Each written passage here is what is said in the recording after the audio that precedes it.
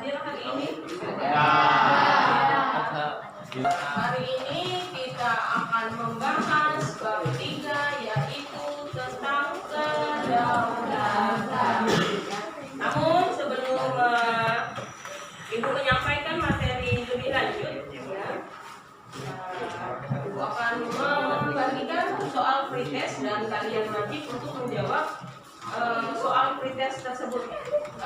Namun sebelumnya bukunya silakan ditutup terlebih dahulu.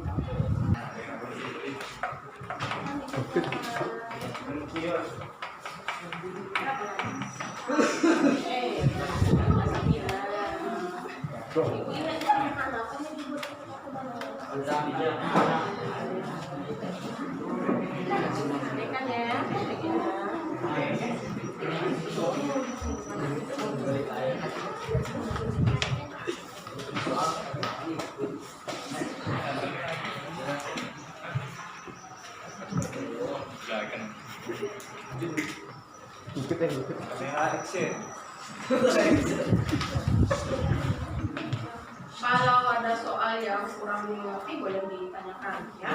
Baik, tolong diperhatikan untuk soal pretestnya.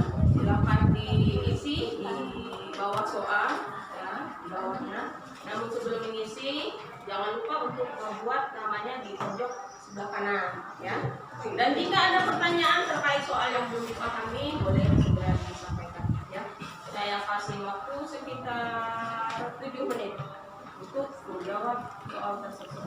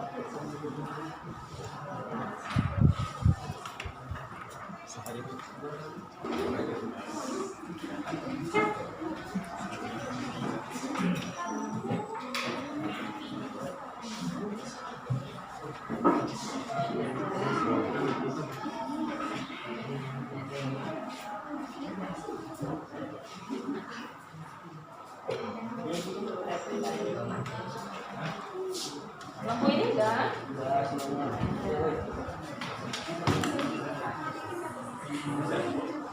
Untuk kegiatan kita hari ini adalah tentang kedaulatan, ya. Yang pertama, tujuan pembelajarannya. Jadi setelah kita melalui tahapan pembelajaran ini, siswa diharapkan mampu yang pertama memahami hakikat dan teori tentang kedaulatan dengan baik. Yang kedua, menganalisis bentuk kedaulatan yang sesuai dengan Undang-Undang Dasar Negara Republik Indonesia tahun 1945 dengan tepat. Jadi ada dua tujuan pembelajaran kita hari ini. Nah, terkait penilaiannya, jadi dalam hal ini ada 3 yang akan saya nilai, ya. Yang pertama adalah penilaian sikap. Jadi hal yang pertama yang dinilai oleh guru, terutama oleh saya, itu memang adalah sikap siswa, ya. Sikap bagaimana siswa tersebut dalam berdiskusi dan mempresentasikan pertanyaan dan pernyataan yang sudah dibuat nanti, ya.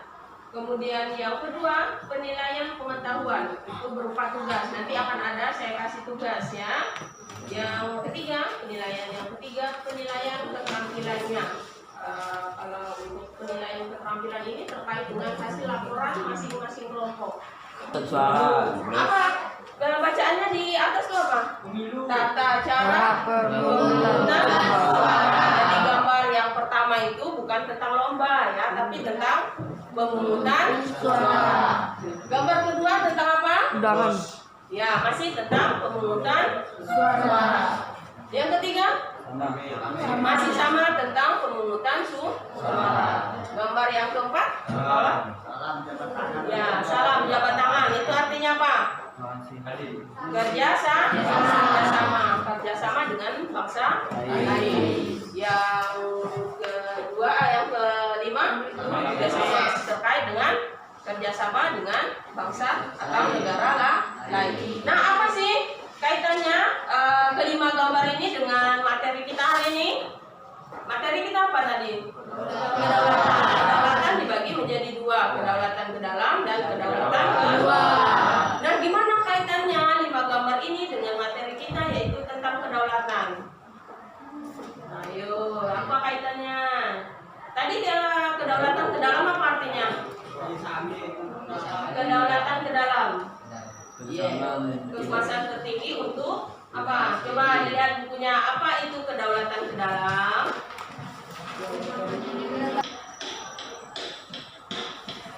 Nah, silakan diperhatikan dulu video berikut ini. Saatnya Indonesia. Tahap sebelum hari pemungutan suara.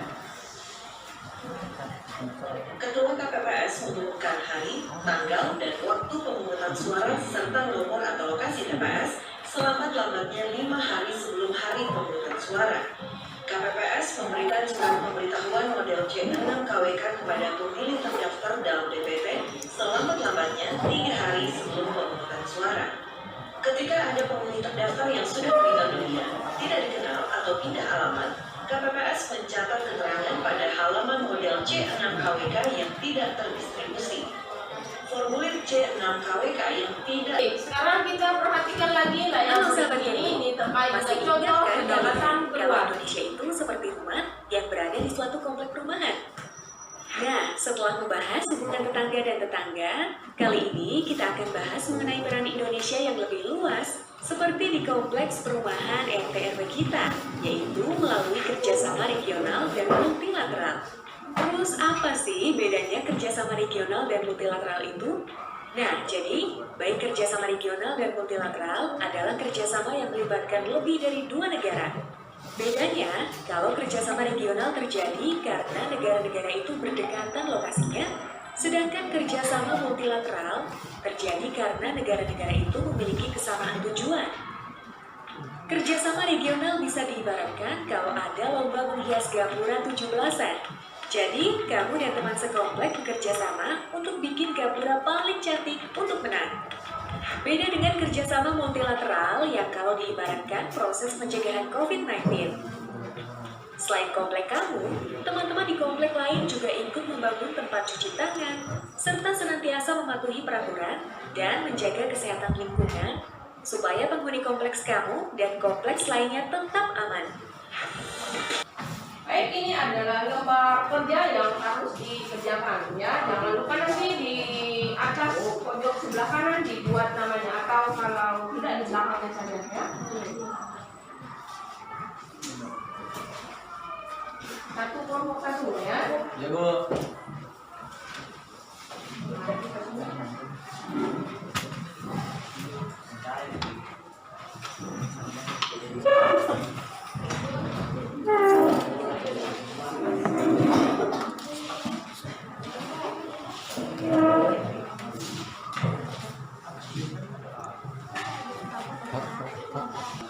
Enggak.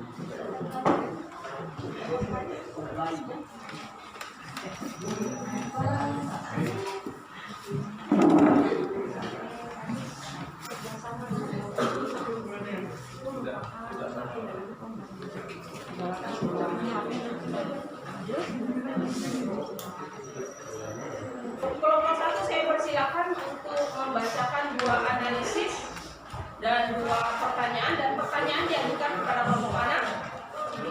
Ya, silakan. Kelompok 3 karena kelompok 1 memilih kelompok 3. Jadi nanti siap-siap dicatat pertanyaannya ya. Nanti silakan dijawab.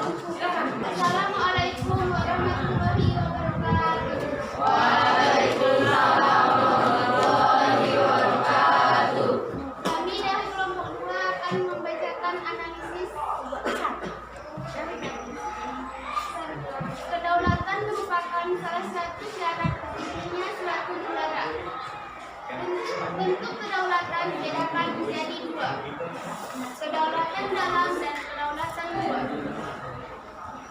Kedaulatan ke dalam merupakan kedaulatan yang dimiliki suatu negara untuk mengatur dan menjalankan organisasi negara dengan peraturan perundang-undangan yang berlaku di negara tersebut.